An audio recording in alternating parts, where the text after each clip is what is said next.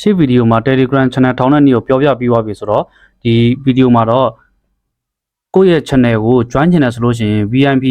ဝယ်ပြီးတော့မှဒါမှမဟုတ်ဘူးဆိုလို့ရှိရင်လည်း request တောင်းပြီးသွားမှ admin ဖက်ကနေပြီးတော့ approve လုပ်ပြီးသွားမှ join လို့ရမယ်ဆိုတဲ့ setting လေးကို setting လုပ်တဲ့နည်းလေးပြောပြပေးတော့မှာဖြစ်ပါတယ်အရင်ဦးဆုံးကျွန်တော်တို့ဒီ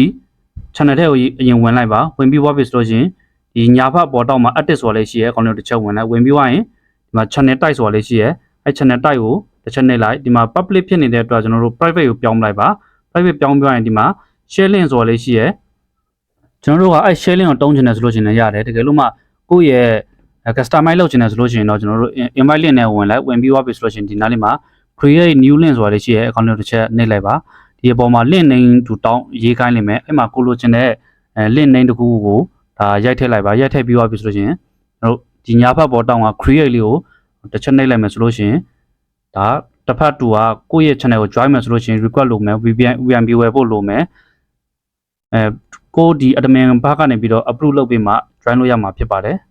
ကျွန်တော် channel လေးက IT product နဲ့ပတ်သက်တဲ့ဘူးတရာလေးတွေကို share လုပ်ပေးပါတယ်ပြီးရင် product လေးတွေကိုစီနိုတရာစာနဲ့ CN service လုပ်ပေးတဲ့ installation တွေလုပ်ပေးတဲ့ channel လေးဖြစ်ပါတယ်စိတ်ဝင်စားတယ်ဆိုလို့ရှိရင်တော့ CK လို့ရပါတယ်